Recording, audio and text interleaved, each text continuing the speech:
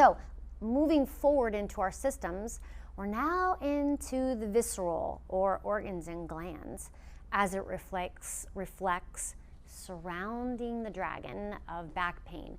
So if somebody has back pain, could they have a visceral issue? Could the visceral system be the reason for the back pain? Let's find out. The visceral, circulatory, and immune systems are supported by free movement in a 3D environment under the influence of gravity. Well, what do those big words mean? So the visceral, the solar plexus, just so you know, has more neurons than the brain and spinal cord put together. This is the celiac and mesenteric ganglia controls digestion and elimination. As I said, the number of nerves feeding the organs are huge. And this regulates almost every other function in your body, including your musculoskeletal system. Once again, to maintain organ health, which reflexes into the musculoskeletal system, which makes somebody strong and stable, i.e. considering back pain, the rib cage and its mobility helps detoxify the organs along with the diaphragm, respiratory function, as we've mentioned before. So today, visceral ptosis, secondary to inner unit dysfunction, is common both in exercising and non-exercising population. So if the organs become inflamed, the abdominal becomes inhibited, and the result is visceral ptosis. Okay, so it's like a beer gut or a massive amount of distension. So this leads to unhealthy organs, because when the distension happens or the belly is inhibited due to the muscular activation, the abdominal wall being inhibited and becoming laxed, the organs fall out, which then the ligaments that are attached to the organs, which is attached to the ventral surface of the thoracolumbar spine, then get pulled, and the pulling of the attachments then reduces the nourishment, the food or the cords to those organs and glands, and there is a bit of reduced or a sacrifice to the organ health. And then as the abdominal wall is sacrificed, then you have the pelvis, which starts to migrate forward, and so will the head, which often leads to more compensation and more pain. So you can see the domino effect, and it's best not to start with treating the back when, at the end of the day, any condition reducing visceral support, motility, or health will adversely affect the circulatory, lymphatic, and immune system. So what's that saying? Saying that the lack of health to the organs leads to sickness, because the immune system is compromised, and if we don't have immune health, then we're not feeling good, and we could potentially, yes, we'll get sick, but we could potentially get diseased.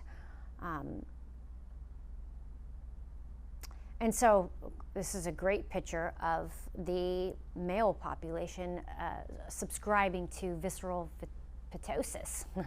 When the abdominal wall is dysfunctional, the intestinal tract may fall, which we've talked about, compromising now the sex organs and the bladder.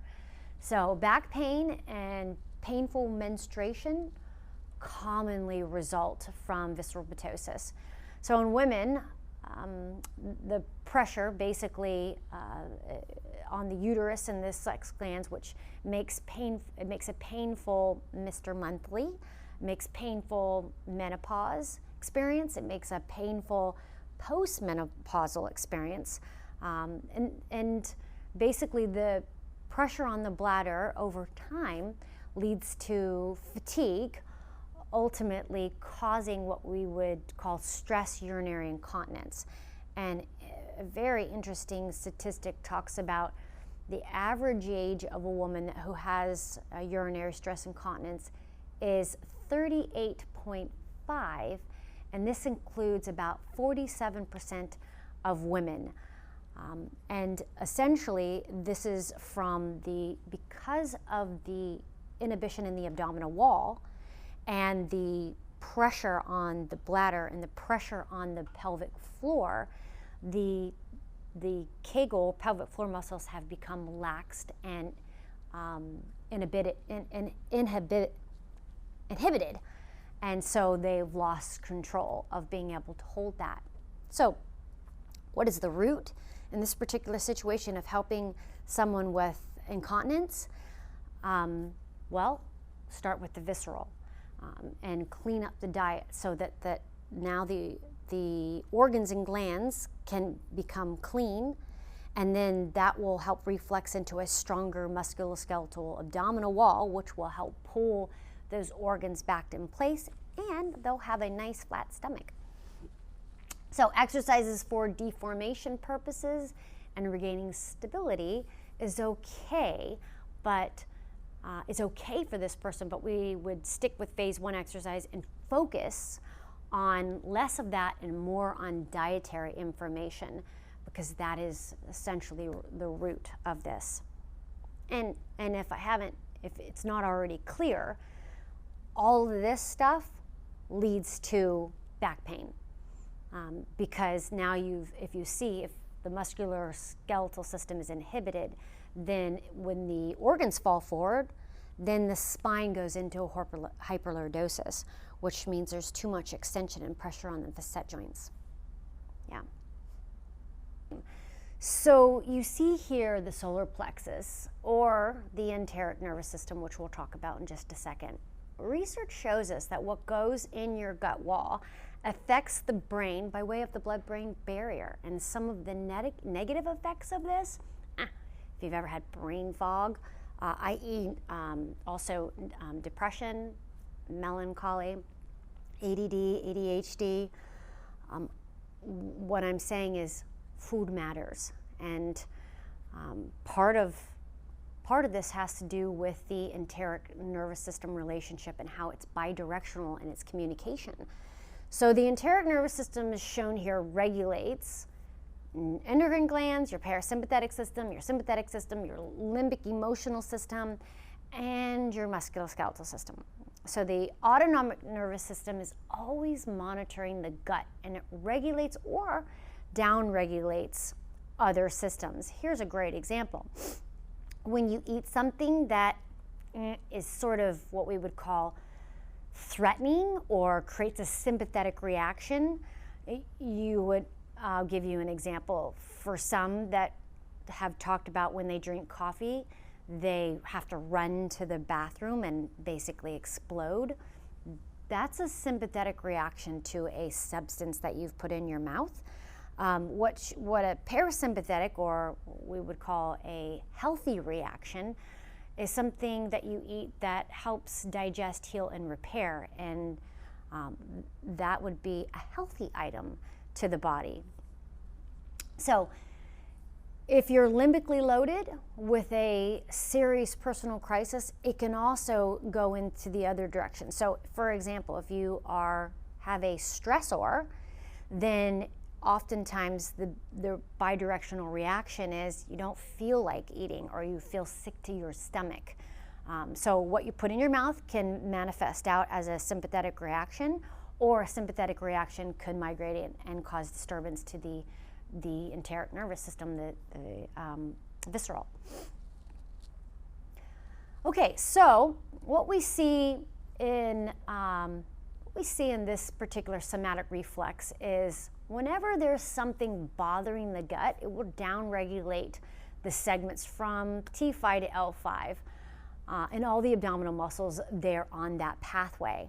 So muscle joint systems that share the same neurological pathway can react positively or negatively.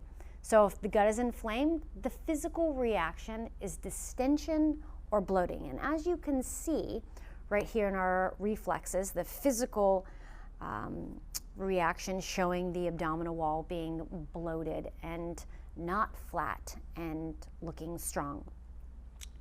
So there's no exercise in this world with the condition of gut inflammation, because more than likely the body is not going to feel like taking on a physiological load. And if you do want to do some sort of movement patterns, you would do a parasympathetic type movement or a phase 1 exercise. Or if you need to do some sort of movement, then you could stimulate you could force the body to stabilize itself by doing activation exercises or Swiss ball exercises to turn on the intrinsic stabilization system to safeguard the spine if it was absolutely needed, is what I'm saying. You're better off giving yourself 3 days. I say 3 days because once you put a harmful food item in your mouth that causes a negative reaction or inhibition within the stabilization system, it takes about 56 to 72 hours, which is the retention time for the body to eliminate it. And that's in a healthy body. So I would give yourself a bit of time to excrete that, and then your body will bounce back into its original stable self to do the workloads that you originally were doing. So practitioners use this chart. This is a chart, if you're familiar with the Eat, Move, and Healthy book, it is on page 21, and it's a kind of a closer look to understand where the spinal reflexive pathways are to what organs and glands associated. That also, if you're familiar with the HAQ and the back, it can also tell you where you personally need more of your help, or what organs and glands may be suffering, which could potentially be causing instability within the spine and inhibition within the musculoskeletal system. So this picture, if you see on the right, is obviously ideal. What people want is that nice, flat, toned stomach. So as soon as you can get on track with your diet, your abdominal wall reflects that. And when you see this on the plumb line, you don't really need to question the diet. And oftentimes the symptoms go away as well, like burping, belching, and farting.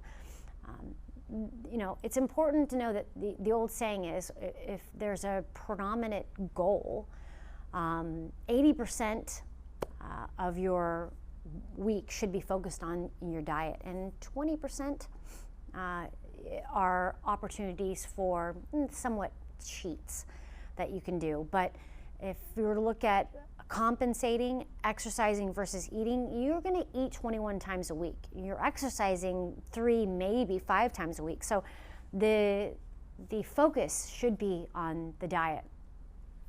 Including within the visceral system, we look at torso fixation and stabilization.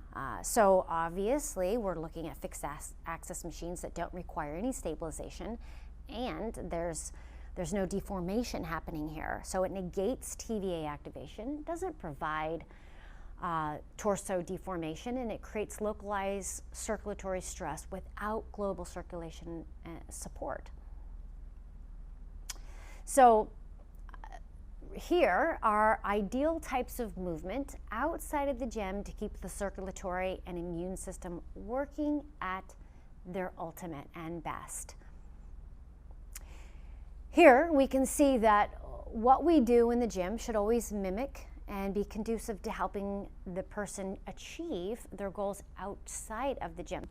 Still talking about deformation, so we have stretches that are encompass of using the Swiss ball, and then we have functional movements that are complex compound movements, I should say primal patterns, like doing the wood chop in the below with the cables, or you could do that with medicine balls, or you can do that with bands, or you can do that with cables, which essentially is all optimizing the health of the visceral system.